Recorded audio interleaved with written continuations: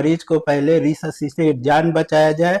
अगर मरीज का जान बच गया, मतलब एवरीथिंग ओके, देन फिर हम लोग प्रॉपर सर्जरी के लिए उसको, अगर फ्रैक्चर है तो ऑर्थोपेडिक सर्जरी या अदर डिपार्टमेंट की जरूरत है तो हम लोग के पास स्पेशलिस्ट डॉक्टर जैसे neuro surgeon, plastic surgeon, cardiothoracic surgeon, chest physician और सब अवेलेबल है। जो जरूरत पड़ने पे उनको हम लोग स्पेशल रिकमेंडेशन दे के बुलाते हैं, विजिट कराते हैं और उनका ओपिनियन लेके अकॉर्डिंगली आगे बढ़ते हैं। लेकिन पहला प्रायोरिटी हम लोग का रहता है कि मरीज का जान बचाना। अगर हम लोग के मरीज को लाइफ सेव कर लिए तो उसके बाद हम लोग के पास बहुत सारा पॉसिबिलिटी है कि उसको फिर हम लोग आगे मैनेज करके उसको पूरी तरह से मतलब ठीक कर सके। सर, आज जिस तरीके से BK ortho inspired care hospital जो है वो एक बहुत ही बड़े पैमाने पे एक बेहतरीन काम कर रही है उन लोगों के लिए जो भी मरीज यहाँ पे आ रहे हैं, चाहे मेजर एक्सीडेंट हो या नॉर्मल। सर ये बताएं सर, इस हॉस्पिटल में गरीबों के लिए किस तरह की योजना? गरीबों के लिए मैंने अभी ये सुविधा दी है कि गरीबों के लिए हम लोग कम से कम मतलब मूल्य पे अच्छा से अच्छा इलाज देने का व्यवस्था किए हैं। इसके अतिरिक्त बहुत सारे मरीज जो बिल्कुल गरीब है, जो बिल्कुल असक्षम है, उनके लिए फ्री इलाज की भी व्यवस्था है। मैं time to time regular camp भी करते रहता हूँ, जिससे फ्री चेकअप, फ्री परामर्श, फ्री मेडिसिन भी वितरित करते रहता हूँ। और वैसे पेशेंट जो बिल्कुल गरीब हो गए, जो पूरी तरह से इलाज या पैसे के अभाव में, लेकिन इलाज उनका जरूरी है, उनका मैं फ्री में भी इलाज करता हूँ। और बहुत सारे अभी मैं जो सरकारी योजना जैसे आयुष्मान कार्ड हो गया, ये सब का भी प्रोसेस मेरे हॉस्पिटल में शुरू होने जा रहा है। तो बहुत जल्दी जो भी रोगी इस योजना का लाभ उठाना चाह रहे हैं या इस योजना के तहत ऑपरेशन कराना चाह रहे हैं, उनका भी काम यहाँ पे बहुत आसानी से हो जाएगा। कुल मिला के बात ये होगी सर कि आने वाले माह में आप इस तरह की योजना जो कार्ड है, जरूर इस तरह की योजना जरूर लागू करेंगे ताकि उन लोग गरीबों के लिए, गरीबों के एक संकोच में पड़े रहते हैं कि हम शहर में किस हॉस्पिटल में जाएं। आज सर जिस तरीके से गांव का जो माहौल है, गांव में जिस तरीके से वहाँ पे हॉस्पिटल की जिस तरह की व्यवस्था है और गांव में वहाँ पे जिस तरीके से बाबा भी है, वहाँ पे ग्रामीण चिकित्सक भी है जो उस तरह का काम भी करते हैं, हैंडल करते हैं पेशेंट को, बट एट अ लेवल गांव में फिर उन्हीं को प्रिस्क्रिप्शन पे वो रेफर टू पटना कर देते हैं। अपने पेशेंट को बराबर बनाते बनाते जब मेजर हो जाता है वो प्रॉब्लम, रेफर टू पटना कर देते हैं। क्या संदेश देंगे सर आप? ग्रामीण चिकित्सक तो मैं यही संदेश देना चाहूँ कि they are first contact person to the patient. यानी अगर गांव में कोई भी बीमार पड़ता है तो वो सीधे कोई शहर के डॉक्टर या कोई फेमस डॉक्टर से कांटेक्ट नहीं करेगा। They first contact the local practitioner, जो आप लोग ग्रामीण चिकित्सक कर रहे हैं। तो ग्रामीण चिकित्सक का पहला ये रोल होता है कि ठीक है, आप प्राइमरी ट्रीटमेंट करें, पेशेंट को एसेस करें, तो पेशेंट को आप ट्रीटमेंट कर दीजिए, लेकिन उसके बाद अगर लगे कि नहीं इनको स्पेशलिस्ट डॉक्टर की जरूरत है तो उसको रेफर करना उनका फर्ज बनता है। अदरवाइज बहुत सारे ग्रामीण चिकित्सक आजकल कहीं सर्जरी कर दे रहे हैं, किसी तरह का मतलब एब्डोमेन सर्जरी या किसी तरह कोई भी सर्जरी कर रहे हैं जो उस स्थान के लिए, उस सेटअप के लिए उपयुक्त नहीं है।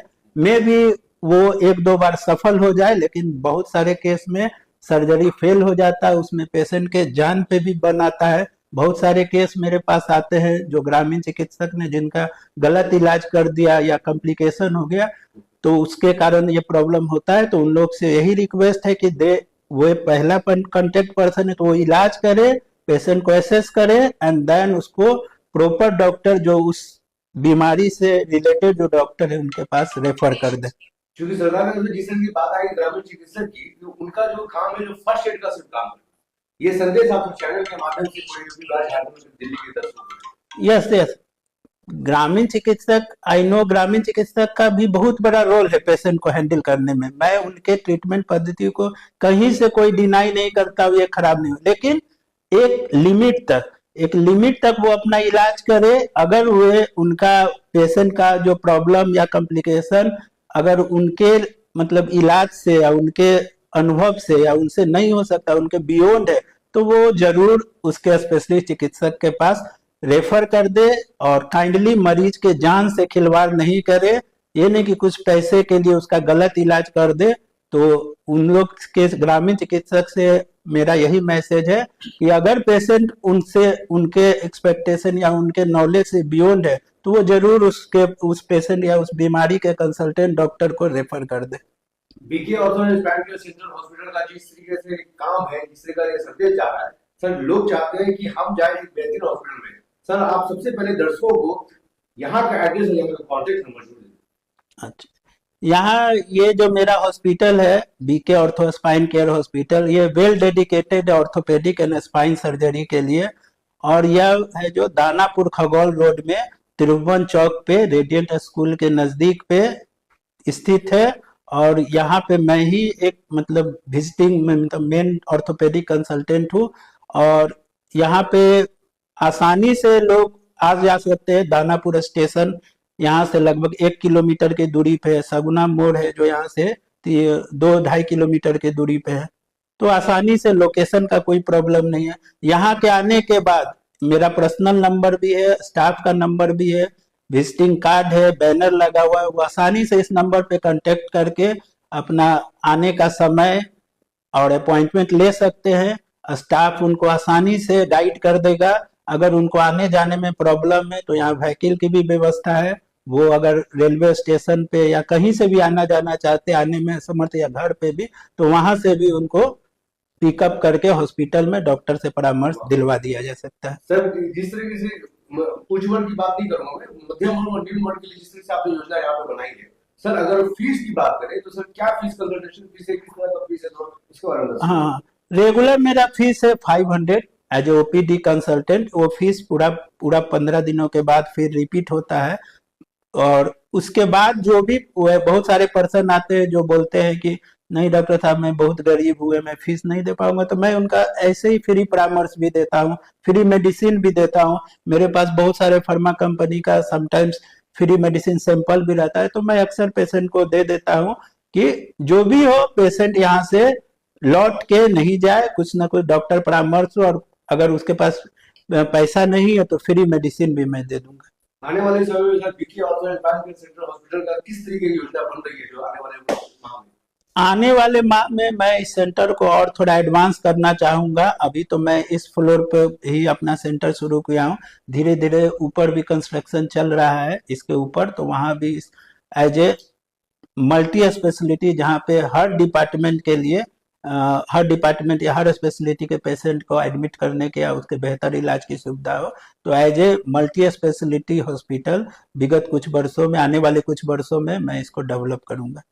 आज ये जो जिस तरीके से संदेश जो आपने दिया है सर, ये गरीबों के लिए बहुत ही खुशखबरी वाला संदेश है सर। गरीब चूंकि क्या था कि गरीब आज भटक रहे हैं, आज के समय में भी गरीब जो है भटक रहे हैं, तो सर्वे के अनुसार आपको ये बता रहे हैं कि आज भी गरीब जो भटक रहे हैं। बट ये सिर्फ एक बेहतरीन संदेश एक बार फिर से दे दिया जाए कि गरीब जो है, मध्यम और निम्न वर्ग है, वो हमारे पास जरूर आए और बेहतर इलाज के लिए इसकी पूरी फुल गारंटी है कि बेहतर इलाज। मैं खासकर जो आप बताए गरीब लोग, मध्यम वर्ग, जो गांव के लोग, उनके लिए खास संदेश ये देना चाहता हूं कि खासकर हड्डी एवं नस या स्पाइन से रिलेटेड या फ्रैक्चर किसी भी तरह से इस तरह के कोई समस्या हो, आप बेझिझक इस हॉस्पिटल में आके यहाँ कांटेक्ट कर सकते हैं। और मैं आपको विश्वास दिलाता हूँ कि यहाँ पे जो भी इलाज होगा कम से कम खर्च में और आधुनिक जो अभी लेटेस्ट वर्ल्ड वाइड चल रहा है उससे इलाज करेंगे कम से कम खर्च में।